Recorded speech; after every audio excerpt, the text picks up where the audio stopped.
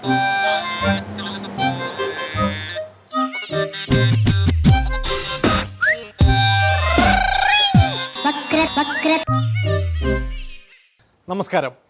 കേരളത്തിൻ്റെ പ്രമേയം കേന്ദ്രത്തിൻ്റെ ചവറ്റുകൊട്ടയിൽ.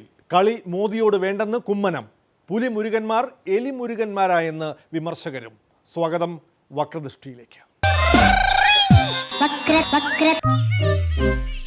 സഹകരണ പ്രശ്നത്തിൽ കേരള നിയമസഭ പാസാക്കി കേന്ദ്രത്തിന് അയച്ച പ്രമേയം ചവറ്റുകൊട്ടയിലായതായാണ് സൂചന.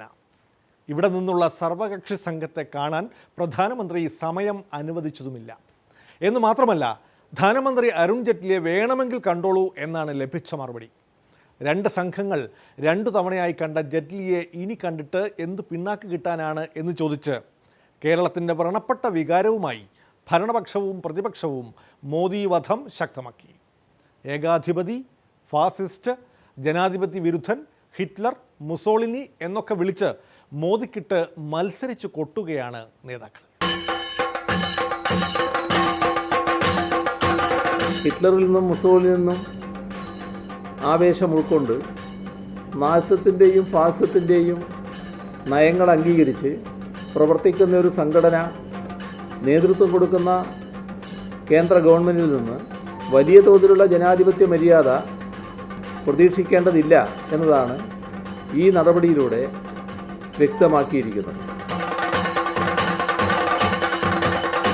ചരിത്രത്തിലെ ഏറ്റവും വലിയ ഏകാധിപതി താനാണെന്ന് തെളിയിക്കാനുള്ള ഒരു പുറപ്പാടിലാണോ നരേന്ദ്രമോദി? കേരളത്തിലെ ജനങ്ങളുടെ വികാരം പ്രകടിപ്പിക്കാൻ വേണ്ടി ഞങ്ങൾ ഒരുമിച്ച് എല്ലാ പ്രതിപക്ഷവും ഭരണകക്ഷിയും എല്ലാം ഒരുമിച്ച് പോകാൻ തീരുമാനിച്ച് സമയം ചോദിക്കുമ്പോൾ ധനകാര്യമന്ത്രിയെ കാണാൻ പറയുന്ന നടപടി ഒട്ടും ഒരു പ്രധാനമന്ത്രിക്ക് യോജിച്ച നടപടിയല്ല. അപ്പം ഉലകം ചുറ്റും വാലിബനെ പോലെ ലോകം മുഴുവൻ സഞ്ചരിക്കുന്ന പ്രധാനമന്ത്രിക്ക് കേരളത്തിലെ ജനങ്ങളുടെ വികാരം കൂടി മനസ്സിലാക്കാനുള്ള ഉത്തരവാദിത്വമില്ലേ? ഈ പോക്ക് പോയാൽ ഇവിടെ ജനാധിപത്യം കുഴിച്ചു മൂടപ്പെട്ടു. തീർച്ചയായും ഇന്ത്യ രാജ്യത്തൊരു മൂവ്മെൻറ്റ് ഒരു മൂവ്മെൻറ്റായി ഇത് വളർന്നു വരും. ഈ ശക്തമായി ഇതിനോട് പ്രതിഷേധമുണ്ടാവും. ആ പ്രതിഷേധത്തിൽ ഞങ്ങളൊക്കെ ചേരും. പ്രധാനമന്ത്രിയെ കാണാനുള്ള സംസ്ഥാനത്തിൻ്റെ ആ ശ്രമങ്ങളോട് തികച്ചും നിഷേധാത്മകമായ സമീപനം സ്വീകരിച്ച പ്രധാനമന്ത്രി തികഞ്ഞ സ്വേച്ഛാധിപതിയെപ്പോലെയാണ് പെരുമാറുന്നത്. ഇനി കുറച്ച് ധന്വന്തരി കുഴമ്പെടുത്ത് വെച്ചോ. ആടി കഴിഞ്ഞ് തിരിച്ചു വരുമ്പോൾ എനിക്കൊന്ന് പുരട്ടാനാ. കുമ്മനാദികളുടെ കുത്തിത്തിരിപ്പ് മൂലമാണ് ഈ കേന്ദ്ര സമീപനമെന്ന് മുഖ്യമന്ത്രി സംശയിക്കുന്നു. സംശയിക്കാൻ കാരണം ഇതാണ്: സർവകക്ഷി സംഘം ഇവിടെ നിന്ന് പോകും മുമ്പ് കുമ്മനം സംഘം ഡൽഹിക്ക് പോയി ജെയ്റ്റ്ലിയെ കണ്ടിരുന്നു. പക്ഷേ സർവകക്ഷി നേതാക്കൾ മറ്റ് CPM-ൻ്റെയും കോൺഗ്രസിൻ്റെയും നേതാക്കൾക്ക്, LDF UDF നേതാക്കൾക്ക് ധനകാര്യ വകുപ്പ് മന്ത്രിയുമായി ഇക്കാര്യം ചർച്ച ചെയ്യാൻ തയ്യാറില്ല എന്ന് പറഞ്ഞാൽ അത് കേരളത്തിൻ്റെ താല്പര്യം കണക്കിലെടുത്താണോ, അതോ തങ്ങൾക്ക് എന്തെങ്കിലും മറച്ചു വെക്കാനുള്ളത് കൊണ്ടാണോ? ഈ വിഷയത്തിൽ അവർക്ക് കേന്ദ്രത്തെ ഒന്നും ധരിപ്പിക്കാനില്ല എന്നുള്ളത് കൊണ്ടാണോ? എന്തുകൊണ്ടാണ് ഇത്തരത്തിൽ ഒരു തീരുമാനം കൈക്കൊള്ളുന്നത് എന്ന് വ്യക്തമാക്കാൻ മുഖ്യമന്ത്രിക്കും പ്രതിപക്ഷ നേതാവിനുമൊക്കെ ചുമതലയുണ്ട്. ഒരു കുത്തിത്തിരിപ്പുണ്ടാക്കിയപ്പോൾ എന്തൊരാശ്വാസം. നോട്ടും ജനങ്ങളുടെ പ്രശ്നവും എന്ന നില മാറി നോട്ട് രാഷ്ട്രീയമാവുന്നത് എവിടെ ചെന്ന് അവസാനിക്കുമെന്നറിയില്ല. കള്ളപ്പണമൊക്കെ അന്വേഷിച്ചോളൂ, പിടിച്ചോളൂ. സഹകരണ ബാങ്കിലും മറ്റു ബാങ്കിലും പണമിട്ടവൻ എടുക്കാൻ പോകുമ്പോൾ ജെയ്റ്റ്ലി തന്നോളും എന്ന് പറഞ്ഞാൽ ആ മുണ്ടക്കയത്തെ പാവം ഗൃഹനാഥൻ ചെയ്ത വഴിയേ നാട്ടുകാർക്ക് ഉണ്ടാകുകയുള്ളൂ. നോട്ട് നിരോധന വീരവാദം മുഴക്കുന്നവരും എതിർക്കുന്നവരും കൂടി ഇത്തരം പ്രശ്നങ്ങൾക്ക് കൂടി പരിഹാരം ഉണ്ടാക്കണം. പാർട്ടി പകരം മന്ത്രിയെ നിശ്ചയിച്ചതിൽ EP ജയരാജൻ സഖാവ് ഇടഞ്ഞു തന്നെ എന്നാണ് സൂചന. MM മണിയെ മന്ത്രിയായി നിശ്ചയിച്ച സംസ്ഥാന കമ്മിറ്റിയിൽ നിന്നും കഴിഞ്ഞ ദിവസത്തെ പുതിയ മന്ത്രിയുടെ സത്യപ്രതിജ്ഞാ ചടങ്ങിൽ നിന്നും വിട്ടുനിന്നു. പ്രത്യേക നിയമസഭാ സമ്മേളനത്തിലും വന്നില്ല. വിജിലൻസിൻ്റെ ക്ലീൻ ചിറ്റ് ഉടൻ ലഭിക്കുമെന്നാണ് സൂചന. അപ്പോഴും മന്ത്രിസഭയിലേക്കുള്ള തിരിച്ചുവരവിൻ്റെ വഴി അടഞ്ഞതാണ് ജയരാജനെ വിഷമിപ്പിക്കുന്നത്. പാർട്ടി ഇനി കേന്ദ്ര കമ്മിറ്റി അംഗമായ ജയരാജനെ അനുനയിപ്പിക്കുമോ മെരുക്കുമോ എന്നാണ് അറിയേണ്ടത്. എന്തായാലും ഇ.പി. ജയരാജൻ അതീവ ദുഃഖിതനാണ്. ജീവകാരുണ്യ പ്രവർത്തനങ്ങളിലാണ് അദ്ദേഹം ഇപ്പോൾ.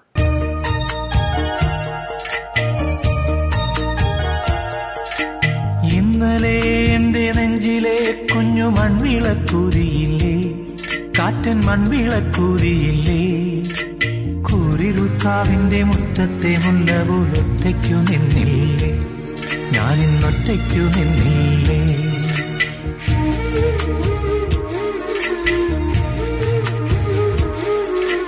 നന്നായി, നിങ്ങൾക്കങ്ങനെ നല്ലൊരു മനസ്സുണ്ടായില്ല. ഇതിൽ പലരും കത്തിയെടുത്തിട്ട് കുത്തിക്കൊല്ലാന്ന് അറിയണമുണ്ട്.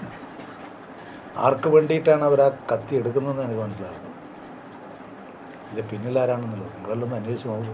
മുൻശുണ്ടിയും കുറച്ച് അസൂയയും നല്ല വിവരക്കേടും ഉണ്ടെന്നേ ഉള്ളൂ. അവൻ പാവാ.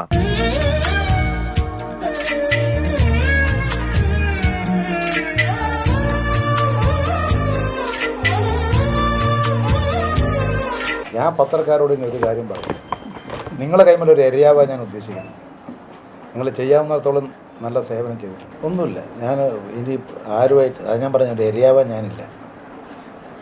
നിങ്ങൾക്ക് ഇന്ന് വൈകുന്നേരം ചർച്ച അതായിരിക്കും. മാധ്യമ ഗൂഢാലോചനയുടെ ഇരയാണ് താൻ എന്ന് പരിതപിക്കുന്ന ഇ.പി. ജയരാജൻ സ്വയം കൃതാനർത്ഥം എന്ന് പറയാവുന്ന ഒരു വീഴ്ചയുടെ പേരിലാണ് പുറത്തു പോകേണ്ടി വന്നത് എന്ന കാര്യം മറക്കുന്നു. മാത്രമല്ല, കേന്ദ്ര കമ്മിറ്റി അംഗം കൂടിയായ ജയരാജൻ്റെ അത്തരമൊരു വാദം ഇതു സംബന്ധിച്ച പാർട്ടി അഭിപ്രായങ്ങളിലോ വിശദീകരണങ്ങളിലോ കണ്ടതുമില്ല. സാരമില്ല, ഇ.പി. ജയരാജൻ ഉള്ളിലെ വിഷമം കൊണ്ട് പറഞ്ഞു പോകുന്നതാണ് ഇത്. നമുക്ക് മനസ്സിലാകും. ഞാൻ ഈ നിങ്ങളുമായിട്ട് ഇത്തരത്തിൽ ഒരു കാര്യവും ആശയവിനിമയം നടത്താൻ ഉദ്ദേശിക്കുന്നില്ല. ഒരു കാര്യം ആരുമായിട്ടും ഒരു കാര്യം പങ്കുവെക്കാൻ ഞാൻ ഉദ്ദേശിക്കുന്നില്ല.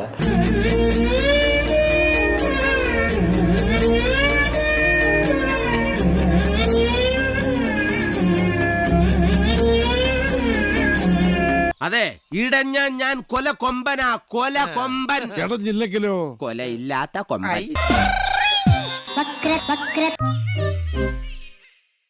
മന്ത്രി ആശാൻ എം മണി ഐശ്വര്യമായി ഇന്ന് ആദ്യ ക്യാബിനറ്റ് യോഗത്തിൽ എത്തി. വൈദ്യുതി വകുപ്പിൻ്റെ ഭാരിച്ച ചുമതലകൾ ഏറ്റെടുത്ത മണി ആശാൻ വൈദ്യുതി വകുപ്പിനെക്കുറിച്ച് പഠിച്ചു തുടങ്ങി. വകുപ്പിൻ്റെ ആദ്യ പാഠങ്ങൾ വകുപ്പൊഴിഞ്ഞ കടകംപള്ളി തന്നെ മണി ആശാന് പകർന്നു നൽകി. അല്ല, എങ്ങനെ ഉണ്ടെന്ന് തുടങ്ങിയില്ലല്ലോ പരിപാടി. മന്ത്രിസഭാ യോഗം തീരുമാനം പോയി. നിങ്ങളങ്ങ് കയറി വരാൻ വരായിരുന്നു. വേറെ ചാനലുകാരുണ്ടായിരുന്നു.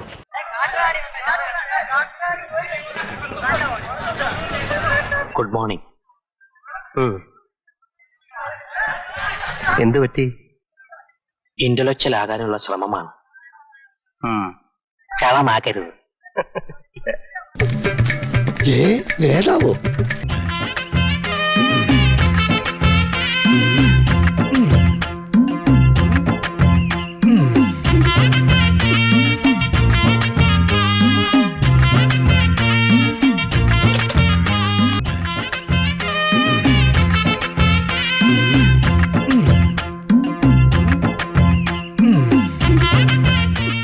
ഹലോ രാമൻകുട്ടി, എന്തൊക്കെയുണ്ട് വിശേഷങ്ങൾ?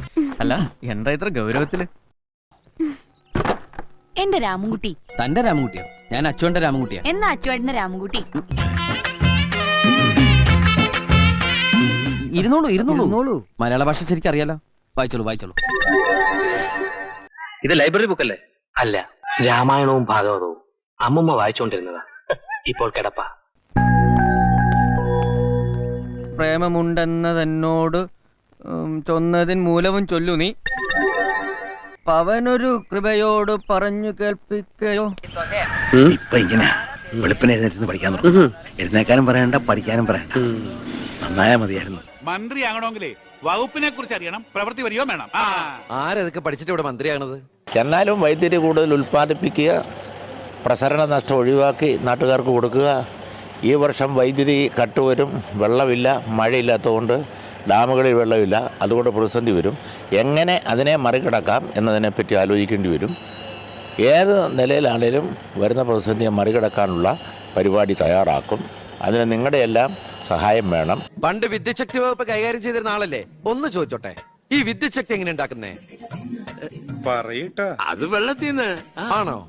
പിന്നെന്താ വെള്ളത്തിൽ തൊട്ട ഷോക്ക് അടിക്കാത്ത? പറയാൻ അതൊക്കെ എന്തിനാ നമ്മൾ അറിയുന്നേ? സ്വിച്ച് ഇട്ടാ കറണ്ട് വരുന്നുണ്ടോ? അത് മാത്രം അറിഞ്ഞാ മതി. അതറിയില്ല.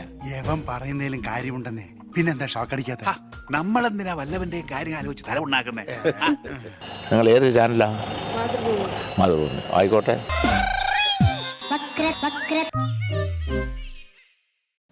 മന്ത്രിയായതോടെ MM മണി ശൈലി മാറ്റിയെന്ന് ആരും കരുതേണ്ട. മൈക്കും അണികളെയും കണ്ടാൽ മണി ആശാൻ കൺട്രോൾ വിടും. നെടുങ്കണ്ടത്ത് സ്വീകരണ സ്ഥലത്ത് നോട്ട് നിരോധനത്തിന് ഹല്ലേലൂയ പാടുന്ന O രാജഗോപാലിനെയും കുമ്മനം രാജശേഖരനെയും കൈകാര്യം ചെയ്യുന്നത് എങ്ങനെയെന്ന് കാണുക.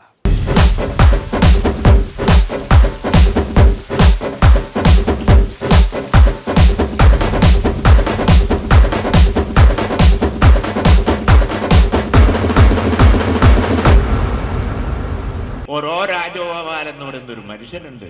കേരളീയർക്ക് പറ്റിയ വിഡിത്തമാണ്. അതാണ് MLA ആണ്. അങ്ങേര് പറയുന്ന കേട്ടാല് പുള്ളിക്ക് എന്നതാണെന്ന് അറിയത്തില്ല. ഇന്നലെ നിയമസഭയിൽ പറയുന്ന കേട്ടാൽ നമുക്ക് തോന്നും. ആ നിലയിലാണ്. കുമ്മനം രാജശേഖരൻ വേറൊരാള്. രാജശേഖരൻ പറയും ഇവിടെ ലാഭിഷായി ജീവിക്കുന്നവർക്കേ കുഴപ്പമുള്ളൂ. ആഹാ, ഇവിടെ ലാഭിഷായിട്ടല്ലേ ജീവിച്ചോണ്ടിരിക്കുന്നത്. O രാജഗോപാൽ എന്ന് പറഞ്ഞ മാന്യദേഹം അയാൾക്ക് തലയ്ക്ക് സുഖമില്ലെന്നാണ് എനിക്ക് തോന്നുന്നത്. അതാണ് പ്രായം തന്നെ എന്റെ കുഴപ്പമെന്ന് അയാളുടെ പറച്ചിൽ കേട്ടപ്പോ എനിക്ക് തോന്നുന്നു, ന്യായമായി എനിക്ക് തോന്നുന്നതാ. ആ മനുഷ്യൻ പറയുന്നത് കേട്ട കുമ്മനം രാജശേഖരൻ പിന്നെ ഇതല്ലേ പറയൂ. നോട്ട് നിരോധനം ജനപ്രതിനിധിയായ മണിയാശാനെ എങ്ങനെ ബാധിച്ചു എന്ന് നോക്കാം. എന്റെ കയ്യിൽ 2000 രൂപയുണ്ടായിരുന്നല്ലോ ഇത് പറയുമ്പോൾ. നമ്മുടെ മാർട്ടിനാണ് എന്റെ ശമ്പളം മേടിച്ച് അതുകൊണ്ട് ബാങ്കിൽ കൊണ്ടിട്ടു. കിട്ടുമോ? അതും കിട്ടുകയില്ല. ഞാൻ പിന്നെ എനിക്ക് അവിടെ നിവേദനം കൊടുക്കാനും പൊതുകാര്യത്തിന് വന്ന നമ്മുടെ സഹാക്കളോടാണ് ഒരു 10,000 രൂപയുടെ 100 രൂപ നോട്ട് മേടിച്ചെടുത്ത് അവര് നമുക്ക് തന്നു. അല്ലെ ഞാൻ എൻ്റെ വെള്ളം കൂടി മുട്ടിപ്പോയി. കുറച്ച് അന്ന് വൈകുന്നേരം ആയപ്പോഴത്തേനും 2000 രൂപ സംഘടിപ്പിച്ചു കൊണ്ടുവന്നു നമ്മുടെ മാർട്ടിൻ. അതുകൊണ്ടൊരു ഹോട്ടലിൽ കയറി വൈകുന്നേരം ചാപ്പാട് കഴിച്ചു 2000 രൂപ കൊടുത്ത് അയാൾ അന്തം വിട്ടു നിൽക്കുക. ഇതിന് ചില്ലറ തരാനില്ല. ഞാൻ പറഞ്ഞ ഒരു കാര്യം എഴുതി വെച്ചു, പിന്നെ തന്നേക്കാന്ന് പറഞ്ഞു. കുറെ 2 ദിവസം അതുകൊണ്ടാണ് ജീവിച്ചത്. ഇത് കാണിച്ചത് ആരുടെയും ഈ കാശില്ല. നോട്ട് നിരോധനത്തെ അനുകൂലിച്ച് മോഹൻലാൽ ബ്ലോഗ് എഴുതിയതിലാണ് കടുത്ത സിനിമാ പ്രേമിയും മോഹൻലാൽ ആരാധകനുമായ മണി ആശാന്റെ പ്രതിഷേധം. എന്നുവെച്ച് മോഹൻലാൽ സിനിമ കാണുന്നത് ആശാൻ നിർത്തില്ല. അത് സിനിമയല്ലേ. ആരെല്ലാം ന്യായീകരിക്കണം? മോഹൻലാൽ ന്യായീകരിച്ചിരിക്കുക. എനിക്ക് ആരാധനയുള്ളൊരു മനുഷ്യനാണ് അദ്ദേഹം. പക്ഷേ അങ്ങനെ ഈ വട്ട് കേസിന് കൂട്ടുനിന്നല്ലോ എന്ന് ഓർത്തിട്ട് എനിക്ക് വലിയ സങ്കടം വന്നു. ഞാൻ പുള്ളിയുടെ സിനിമ എല്ലാം കാണും, പുലിമുരുകനും എല്ലാം കണ്ടു. പക്ഷേ സംഗതി പുള്ളിയുടെ ഈ പണി നമുക്ക് തീരെ സഹിക്കുന്നത്. അതൊക്കെ കാണാം, അത് കലയല്ലേ, അത് വേറെ കാര്യം. തമാശല്ലത് ചെയ്യുന്നതിന്. പുള്ളി പറയാതെ പുള്ളിക്ക് കള്ളപ്പണം ഉണ്ടെന്ന് ഇഷ്ടം പോലെ. അത് തന്നെ വേറെ രാജ്യത്തെ മുഴുവൻ തിയേറ്ററിൽ വെച്ച് സൗകര്യം പോവും. എന്ത് മണ്ണാങ്കട്ടക്കാണേലും പോയി നിന്ന് തൊടുപുഴ വരെ പടന്നു വെച്ചിരിക്കുക. അതൊക്കെ എന്നാ മുടക്ക്? ഈ നാട്ടിലെ പാവപ്പെട്ടവനെ ഇതുപോലെ ഇനി ദ്രോഹിക്കാനുണ്ടോ?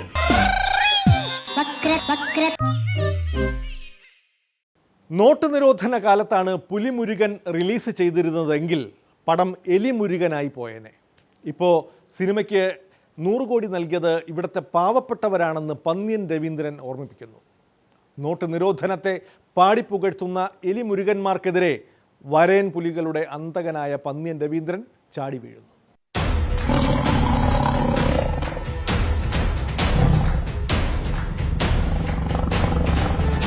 നിങ്ങൾക്ക് പണമില്ല, പണമില്ലെങ്കിലോ കഞ്ഞുകൂടി മുട്ടും. ഉള്ള പണം കൊണ്ട് തന്നെ ഇപ്പൊ ജീവിക്കാൻ കഴിയുന്നില്ല. അപ്പോഴായി കഞ്ഞുകൂടി മുട്ടിക്കുന്നത്. അതുകൊണ്ട് ഈ നടപടിക്കെതിരായി നിങ്ങൾ ആരംഭിച്ച സമരം, ഈ സമരം രാഷ്ട്രീയമില്ലതിൽ. നേരത്തെ അധ്യക്ഷൻ പറഞ്ഞ പോലെ ഇതിൽ രാഷ്ട്രീയമില്ല. എന്ത് രാഷ്ട്രീയമാണ്? നമ്മളിട്ട പണം കൊണ്ടുപോയി നമ്മൾ വേണമെന്ന് പറയുന്നത് രാഷ്ട്രീയമാണോ? നമ്മളിട്ട പണത്തിന് പോയി ക്യൂ നിൽക്കുന്ന രാഷ്ട്രീയമാണോ? കേരളത്തിലെ മഹാനടൻ പറഞ്ഞു പോലും ബിവറേജ് കോർപ്പറേഷൻ മുമ്പിൽ പോയി ക്യൂ നിൽക്കുന്നില്ലേ? പിന്നെ എന്താ ബാങ്കിന് മുമ്പിൽ ക്യൂ നിന്നത്? മിസ്റ്റർ മോഹൻലാൽ, ഞങ്ങളെല്ലാം ബഹുമാനിക്കുന്നു ഒരു നടൻ എന്ന രീതിയിൽ. പക്ഷെ മര്യാദകൾ ജനങ്ങളെ കുറിച്ച് പറയാൻ പാടില്ല. അതാര് പറഞ്ഞാലും തെറ്റാ. മര്യാദകളാണ് പറഞ്ഞിരിക്കുന്നത്. അദ്ദേഹം പറഞ്ഞതെന്താ? ഇവിടെ ഒരു സിനിമ വന്നല്ലോ, 120 കോടി കൊണ്ടുപോയി പോലും. ഇപ്പോഴത്തെ ഒരു സിനിമ പുലിമുരുകൻ. പുലിമുരുകന് പണം കൊടുത്ത ആരാ? ഈ നാട്ടിലെ പാവപ്പെട്ടവരാ, പണക്കാരല്ല. ഞാൻ കഷ്ടപ്പെട്ട കാശുണ്ടാക്കിയത്. നിങ്ങൾ മനസ്സിലാക്കണം, ആ പാവപ്പെട്ടവരാണ് ഈ നാട്ടിൽ. ഇവിടെ അവന്റെ പണം, അവനിട്ട പണം, അവന്റെ സ്വന്തം പണം, ആ പണം മാറിക്കിട്ടാൻ വേണ്ടി ക്യൂവിൽ പോയി നിന്ന് 54 പേര് മരിച്ചല്ലോ. മഹാനടൻ കാണുന്നുണ്ടോ? നിങ്ങൾക്ക് കാണാൻ പറ്റൂല. നിങ്ങൾ ദന്തഗോപുരത്തല്ലേ. എനിക്കാരെ ഒന്നും ബോധിപ്പിക്കണ്ട. എനിക്ക് ശരിയെന്ന് തോന്നുന്നു ഞാൻ ചെയ്യും. പാതകത്തും 10-ാം പുറത്ത് വരുന്ന ഫലദൂഷണം പറയുന്നതല്ല രാഷ്ട്രീയം. ഇതുപോലെ ഒരുപാട് വേണ്ടാത്തരങ്ങൾ പറയുന്ന ആളുകൾ, അവരോട് പറയുന്നത് നിങ്ങൾക്ക് കാശുണ്ടാവും, പക്ഷെ പാവപ്പെട്ടവന്റെ കയ്യിൽ കാശില്ല. നിങ്ങൾക്ക് ഒന്നിനും വിഷമില്ല. നിയമം നിങ്ങളുടെ മുമ്പിൽ കവാത്ത് മറക്കും.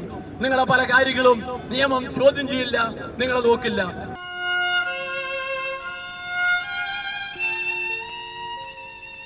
പാർട്ടിയോടും പാർട്ടി സെക്രട്ടേറിയറ്റിനോടും പാർട്ടി ഡിസിപ്ലിനോടും പാർട്ടിയുടെ ആദ്യകാല പ്രവർത്തകനെന്ന അവകാശവാദമില്ലാതെ എല്ലാ ആദരവോടും കൂടി സഖാവ് നെട്ടൂരാൻ പറയുകയാണ്.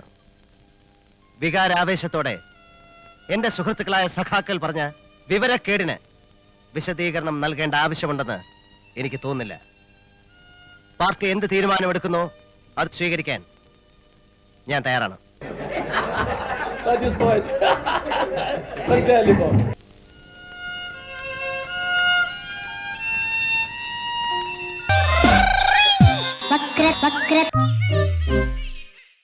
വക്രദൃഷ്ടിയിൽ ഇടവേളയാണ്. നോട്ടിൽ സമരവും തേങ്ങയിൽ പ്രതിസമരവും. ഇടവേളയ്ക്ക് ശേഷം.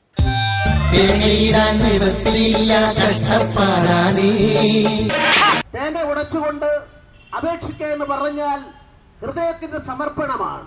മുറ്റം നിറയെ വെട്ടിക്കൂട്ടും തേങ്ങയിടാനായി സുഗുണൻ പോകുന്നേ. സ്നേഹാദരങ്ങൾക്ക് ഇളനീർ സുഗുണന്റെ നന്ദി നന്ദി നന്ദി.